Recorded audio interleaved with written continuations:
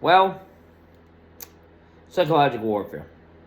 There's unprecedented, illegal, historically earth-shaking things happening in this country right now in those last several weeks that I, as a human being, someone with a bachelor's degree in history, someone that's been obsessed with history since he was 10 years old in history class, that are unequivocal, as seen by most politicians, some of the judges in this country, some political scientists, and basically just humans in general. What is happening now is what's called a coup, which is an overthrow of a government.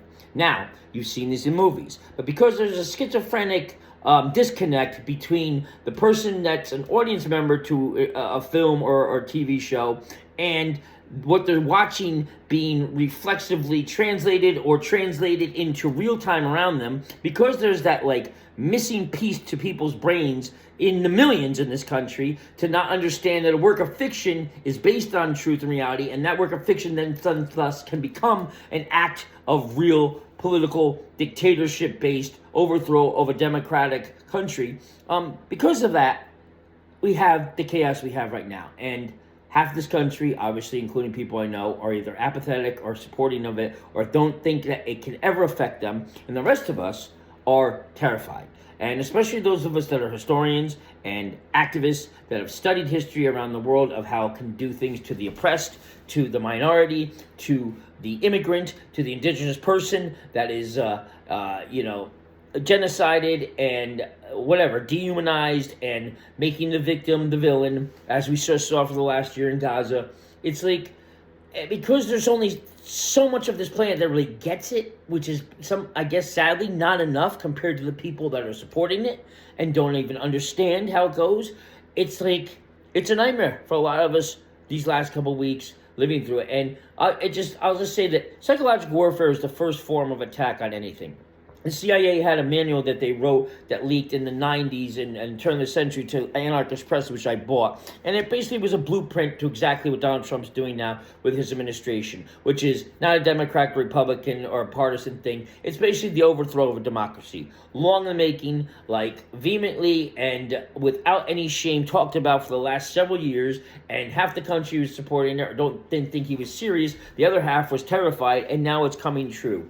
And all these things happening are part of the psychological warfare this president and pig has been doing to us for the last 10, 20 years.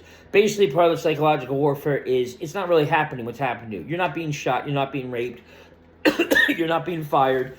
What you're happening is not happening. You're a liar. Pants on fire. Acting like an 8 years old and basically saying whatever you're telling him is a lie, isn't true, dismiss it. And then the opposite of that, which is actually doing whatever you want in the most amoral, unethical, illegal way. And when someone's confronting you, whether it's a member of Congress or whatever, just basically saying, yeah, that's okay, I'm still doing this. Like ignoring any of the discussion and colloquium of intellectual logic-based arguments in a democracy or diplomacy that people have engaged in around this world for centuries. That's the two forms of psychological warfare he's been doing for a long time. And now you can see it in the security guard that's stopping Congress from getting the Department of Education building. You can now see that all his minions have adopted that same way of saying, I'm not the criminal, you're the criminal. And when you show the facts and everything, they say, yeah, you have to go. They just, no engagement in the facts or logic, because that's how, again, democracy works. Democrats and Republicans for the last 250 years or so have engaged in discourses and arguments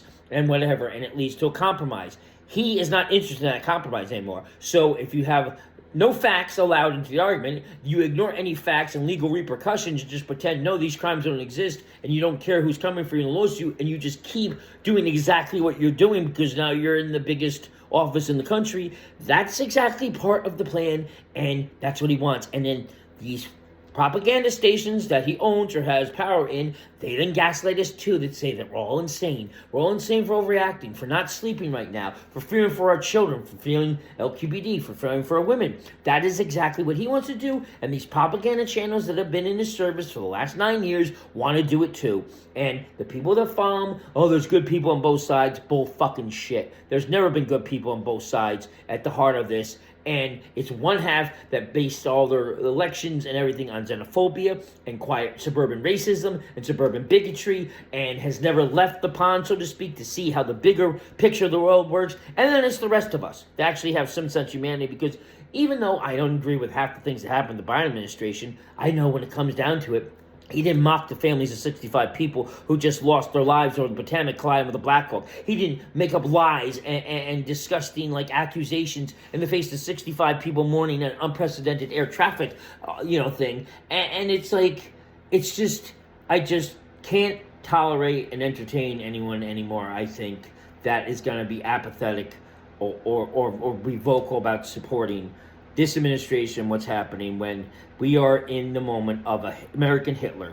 And again, another part of the psychological warfare constantly, as we saw even with the Nazi salute performed by Elon Musk, is gaslighting. That's not what he meant. That's what he meant. He's gotten so great from the insurrection to even before and COVID to showing you the most disgusting, shocking thing you've ever seen and then telling you that you didn't see it, that half the country actually starts to believe you're right. It couldn't have been really that. It could have been that's what he just did. That can't be really true. And people keep doing the thing and slowly the rug's pulled out from under them. And then the last part of all this is rape is rape. We all know this. Most people, whether you're Republican or Democrat, know what rape is rape. But what's been happening in the dialogue of political narratives for the last couple of years is he's been having people that are rapists or accused of rapists, like Justice Kavanaugh, elected to the Supreme Court, and Clarence Thomas.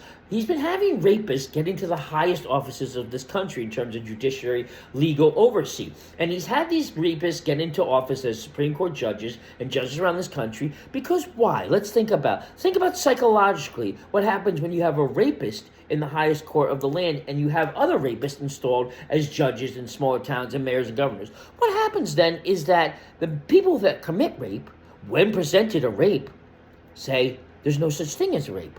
There's no such thing as a rape. And the way, people pretend January 6th didn't happen, and the January 6th people that are attacked are actually heroes, and you flip the script into a terrifying illogic and contradiction of truth and facts. That's exactly what they want to do with the action of rape. They want to have all these rapists put into place from Florida to the Midwest and in judge offices so that when a woman comes forth and says, I was raped, they say, we don't even know what rape means anymore because I was accused of rape and he was accused of rape. And rape's really not a great thing because why would we all be in office if rapists and rape was such a bad thing? And then what they want to do, while destroying what rape means and that word rape and the power of it and the incrimination of it, what they want to do is when the woman turns around and they have problems because they're carrying a child and they have a miscarriage or have all these things that have been happening for the last couple of years across this country because of the closing of abortion clinics and women have to drive an hour, 3 hours away to another state because of all these ludicrous Nazi-like things happening to women's rights, what they want is really for the woman to die.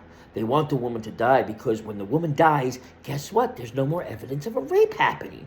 And if that doesn't happen, what they want then is what most people have been going through the last couple of years with Trump, is that you eventually stop fighting. The effects of PTSD, as I've known very well since I was a child growing up in an abusive, dysfunctional family that affected me into my 40s, the trauma of those years, those formative years is when you're a victim of trauma in a way, shape, or form, you're either going to constantly fight to fix it and get resolved and get justice, or eventually what happens is you give up. Especially when people are telling you that trauma didn't really happen, it's not as bad as you think, you eventually give up and surrender and you accept it. And that's what the third part they want. They want women who have been raped to eventually find no outlets, no justice, no police officer, no judge listening to the story, being told that there's no such thing as the rape, no such thing as rape in general. And what eventually happens is when they have that child, they've become a victim of their own gaslighting and their own hypnotism enacted upon them by the entire white entitled rapist system.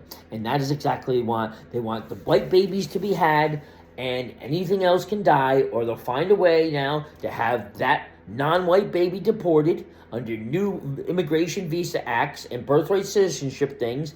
And this is the kind of country they all want. They want a pristine, white rapist, white entitled, white privileged country where there's no diversity and there's no education on our past and education on the crimes of genocide against African Americans and the indigenous people and the Mexicans and the Spanish since the 1400s in this country. They want to make sure that no one knows about the past and the crimes and the blood on every single American's hands and our descendants' hands so that they can recreate those crimes over and over again with an enabled AI tech force created by Elon Musk already been used in Ukraine, already been used in Gaza, and those drones that they used on them, they're going to start to turn on and turn them on all of us. And any one of us that is protesting or using social media to talk about these things, they now will have a means to get in touch with our identities. And it might be minute at first. Why have? That seems like $1 was there. How come my story got pulled from Instagram? How come this? They'll be very small at first, and then it'll get bigger and bigger and bigger until we're all silenced. Till you're silenced, and then even maybe worse, removed to an internment camp with anyone else that they think is a dissident, whatever. And if you don't think this can fucking happen, then you don't know anything about history, you don't know anything about dictatorships, you don't know anything about coups, you don't know anything about anything. And that's all I got to say about that. Psychological warfare. It's begun, it's being enacted on all of us, and better wake up, people, because that's all I got to say. Better wake up.